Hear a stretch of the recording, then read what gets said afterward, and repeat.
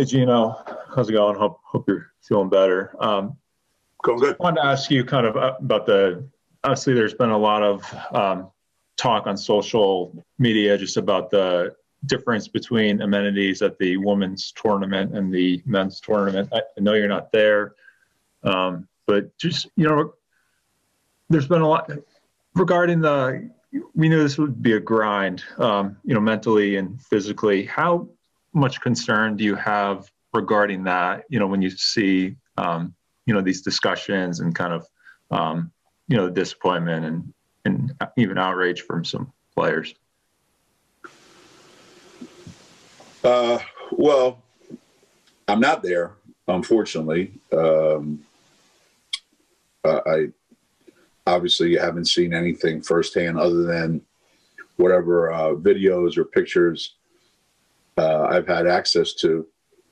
But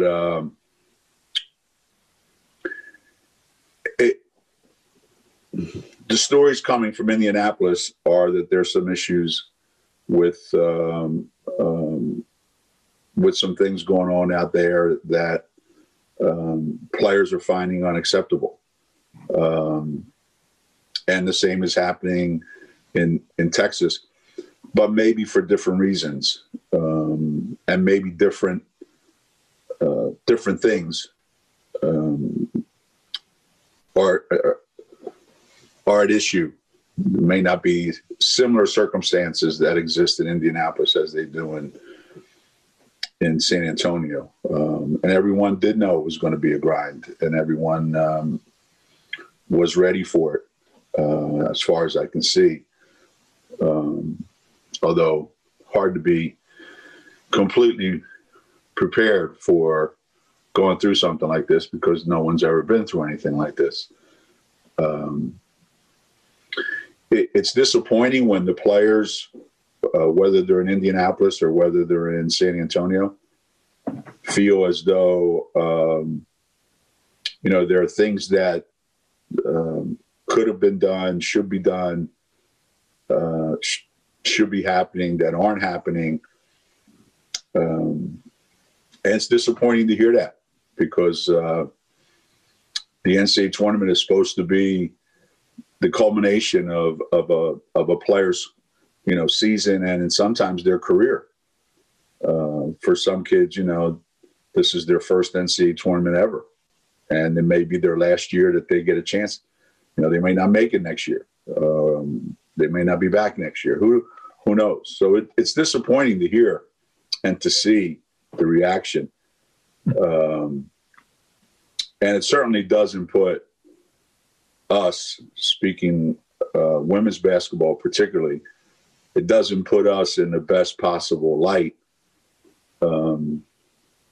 Again, I'm not there. I'm not privy to any of the details of exactly what and how things were put together and why. But from what I see and from what people have put out there, doesn't present a very good picture at all. Thanks. We'll go to Vicky. Hey, Geno. I was wondering, how did it come to pass that you brought CD with you to UConn in the first place? Like, how did you know each other, and how did you bring her with you? Sometimes, you just have a hunch about people. Sometimes things occur while you're in their company that make you think, hey, down the road, if this were to ever happen. And I can't say that we were really good friends or that we had known each other a long time. Chris's time at Rutgers as an assistant coach was during a time when Rutgers was one of the best programs in America. And she was a big part of that. And she worked for a legendary coach. Teresa Grantz, who I knew very well. So I had a chance to spend some time on some NCAA business and some assistant coaches committees with Chris. And, the more time that I spent listening to her and watching her in action and seeing how she operated and went about her business in a manner that I just thought, if I ever have an opportunity to be a head coach, that's certainly someone that I would want to be, at my side. So that's how it all came about. And I'm very fortunate. And so is everyone at Connecticut for the last 36 years has been very fortunate that she, walked away from a great opportunity at Rutgers to come up here and take a chance on something that no one knew whether it was ever going to be, as good as it's been or even worthwhile. And it's turned out to be better than we could have imagined. Go to Roger. Hey, Geno, I hope you're feeling better. Yeah.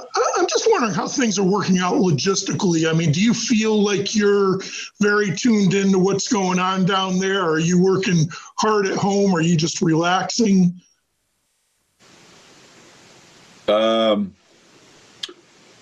Well, I took time out from my excruciatingly busy schedule today to fit you guys in. I'm just swamped with trying to decide which game film I want to watch for the 10th time. So am I tied in? Yeah, I'm tied in. I actually watched practice last night. I talked to the kids on the team and spent time with the coaches before practice and after practice. And I'll meet with them again today. You can only do so much. You're not there. You're not hands-on, so to speak. So it is kind of weird. It's kind of different in the vibe, but they're in great hands. You couldn't have better people in charge down there, from the coaching staff to the support staff, everyone. And this team has grown up a lot to the point where I trust the players on the team to understand what's going on, to see what the challenges are, and to accept it and do the best that they possibly can. No whining, no complaining, no, woe is me. Doug Feinberg, go ahead. Hey, Coach, good to see you again. Hey. So taking Doug's question a little further, just looking at the NCAA tournament in a bigger picture model, and obviously the weight rooms is something that's being noticed now, and other things, a swag bag. But the bigger picture stuff of the men have 68 teams in their tournament, the women only have 64, and you could add 4 teams to make it equitable that way on the women's side. Or the NIT, the men's own that tournament, whereas the women still have to pay to go play in it. I mean, it costs $100,000 to play in that tournament, which I know you haven't played in, obviously, because you guys are always in the NCAAs, but are those things you think could be fixable to maybe make it more equitable and a bigger picture than just a weight room's not the same size, the food's not the same, like the little things that are becoming bigger because of it's being magnified right now? Yeah, Doug, this has been for me, as long as I've been in women's basketball, this has been a lifelong issue. This isn't something new that just kind of cropped up. You can make a case that it's never been fair. It's never been equitable, and not that life is supposed to be fair, and not that you expect things to magically, be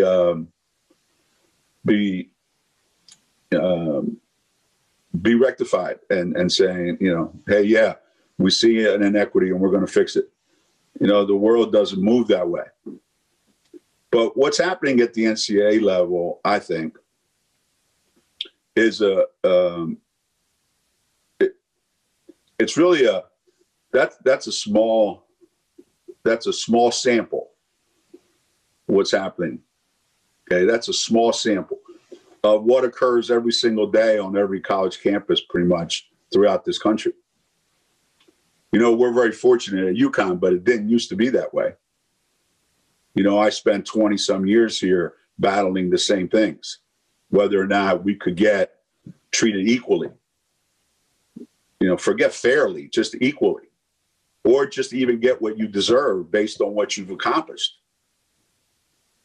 So I could say today, yeah, absolutely. Hey, there isn't one issue at UConn that you could say, wow, I wish, we had this, that we deserve this.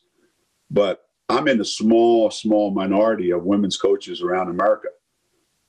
And don't get me wrong, you should get judged on your results. You should get judged on your performance. No question. And if you're a men's coach and you get hired to coach men's basketball and you don't make the NCAA tournament 4 or 5 years, some cases less, depending on where you are, you get fired. That's it. You're out. No ifs, ands, or buts, no questions asked. And on the women's side, maybe that's not the case. And it used to be that you could coach forever, and it didn't matter whether you had any success of that level or not. Why? There wasn't the investment. There wasn't the need.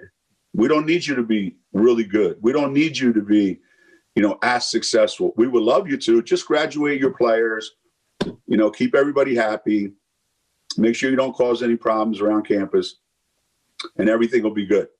And you can keep your job forever. And, throughout the country, women's coaches have battled to try to get what coaches feel are things that I need to be successful. Now, sometimes it's unrealistic. I hear coaches all the time say, well, if we had a better marketing director, we'd be more successful. A better marketing director doesn't make you win more games. If we had somebody that sold tickets, we'd sell more tickets. Well, maybe not. But if you weren't, 5 and 24, you would sell more tickets. So I just think there's a big picture there that for a lot of coaches in women's sports, not just women's basketball, that work just as hard as any other coach in America and are successful and are doing an incredible job. And they're doing it with, the resources that you would say are less than adequate relative to what the men might have. And that's at every school. And that starts with every president, an athletic director, and anyone else associated with making sure that there's some form of equity, not just, let's just give them enough so that they stay out of my office and stop complaining. And as I said, I'm fortunate at Connecticut. There are a few other coaches in America. They're just like me, fortunate. And I'm indebted forever to my administration and the presidents that we've had. And I've earned that success. My team has earned that success. My assistant coaches, the players that I've coached here have earned it. And in some other places, I think they work just as hard and they probably earned it. And it's not happening. So the NCAA tournament and the NCAA and all that stuff, I don't think they're doing anything that you would say, wow, that's just completely, out of the ordinary. It's not. It just follows with kind of the way things are and the way they've always been. And unfortunately now the players have put it out there and it's going to have to be dealt with. We'll go to Charlotte. Hey, Geno. Hey. Is that something that you had mentioned you've been able to talk with your players? Is that something that's come up in the conversations you have, or what have you guys been more focused on in those talks? No, hasn't come up. You know, I'm sure they see it. I'm sure they're aware of it. I'm sure they're privy to it. But it's not something where the players have said, Coach, you're not going to believe this. You're not going to believe what we got in our swag bag. You're not going to believe what, you know, the food situation, or you're not. My players don't do that. You know, we try to handle it, you know, in our own way. And, you know, we try to, right now the focus is on, we're trying to win. And, you know, at the same time, there are these issues, and you can't hide from them. But up to now, my players have not voiced any concerns whatsoever. Carl.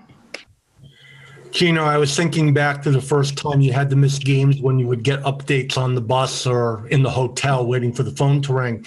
I was wondering if it's harder to watch your team on TV than to coach them. And second question, if you don't mind, did you really think ever that Sherry Cole would retire before you did?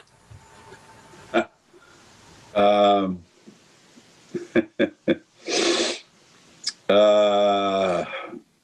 I didn't think I'd make it. I didn't think I'd make it past 4 years at UConn, you know, the way those first 3 years went. So am I surprised by Sherry's decision?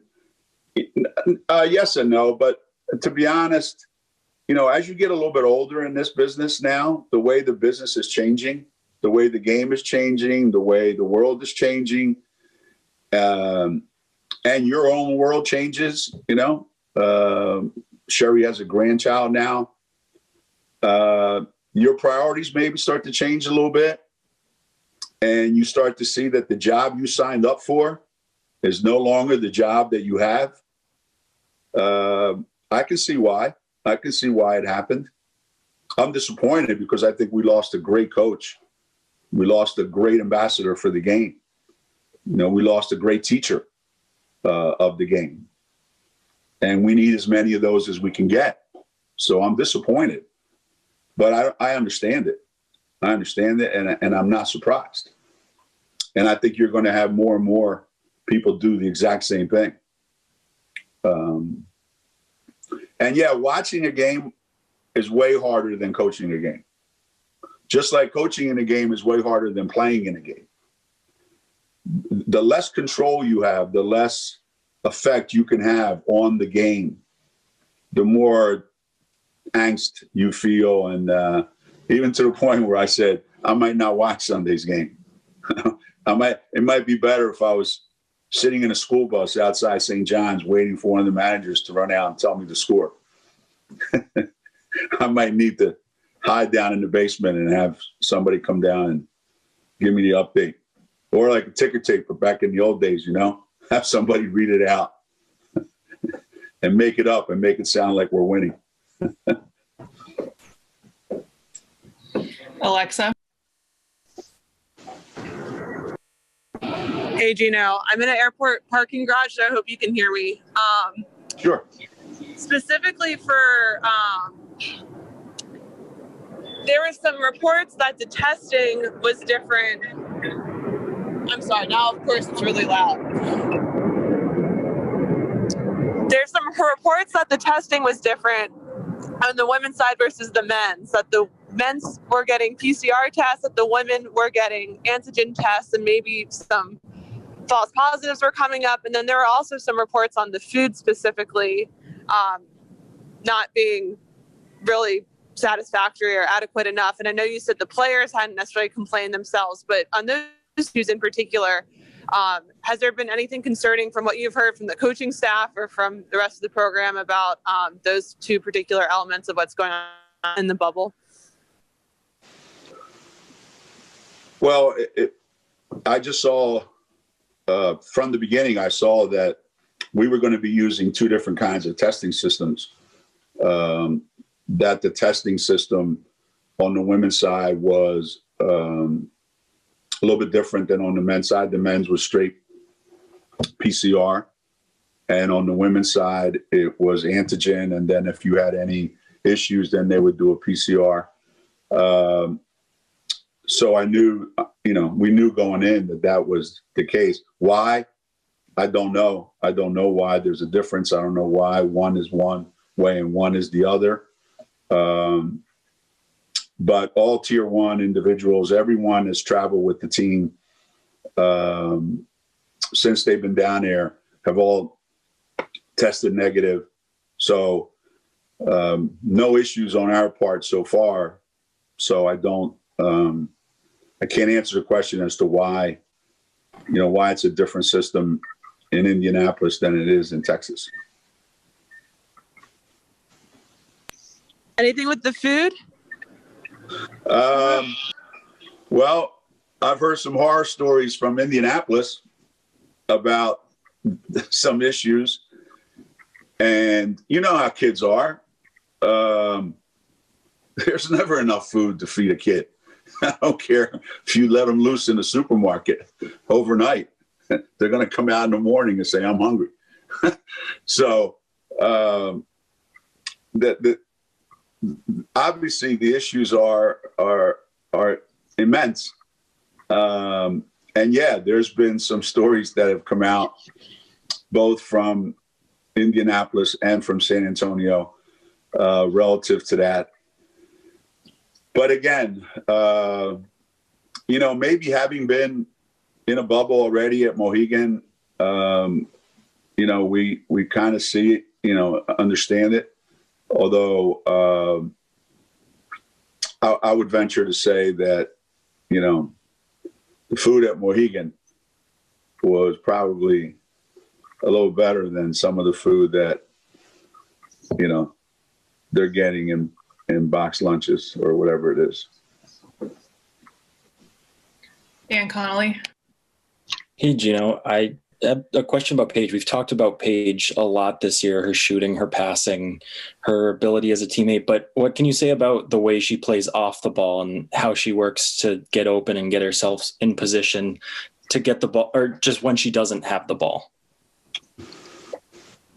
Well, that's been a big point of emphasis this year, to be honest. In high school, Paige had the ball in her hands a lot. And she created a lot of opportunities for others. And at Connecticut, we're asking her to do both. She has the ball in her hands, but also spending time coming from off the ball and doing some work that allows her to get more opportunities, different kinds of opportunities, let's put it that way. And it's been an ongoing process. She's really smart. Paige sees things. The only thing that you say is Paige is in a hurry sometimes to get to the next thing when it concerns to go get the ball, because she's so used to having the ball in her hands. So we're trying to show her, how to be patient. But, she just has a good pace about her. And I think that's the biggest thing. So generally, she's worked really, really hard with the coaching staff on how to move without the ball, how to get open, how to create opportunities. It's not easy. She always faces the other team's best defenders, and she's seen all kinds of different defenses all year. But she seems to handle everything, in stride. All right, we have time for a couple more, so we'll go to Joe Zone and then Roger to wrap up with Coach. Geno, I'm curious about the impact of being down two coaches. Is that more of an impact in game prep practice or more of an impact on game day? I think just a general impact. There's obviously less eyes, on a particular situation. There's less ideas, less viewpoints, sharing the workload. Now it's a little bit more difficult. Again, we're in a fortunate situation that,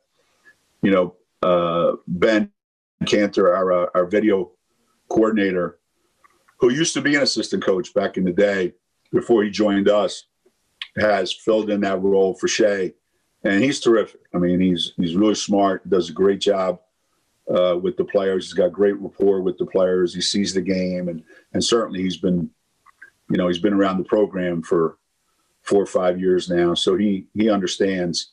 So that helps tremendously. And Jamel, having been a head coach already and an assistant, I think sees both sides of it, and obviously CD being CD. So I think they're going to handle it okay. Sometimes in the game, the less voices in your ear, the better. So I think those guys might be better off during the game. Who knows? All right, and Roger with the last question for Coach. For so often, everybody's just accepted the fact that CD is really good and a vital part of the program. But can you just maybe specifically talk about what impresses you so much about her that makes her so invaluable? I would say the number one thing is her consistency. You know what you're going to get every single day. There are absolutely no surprises.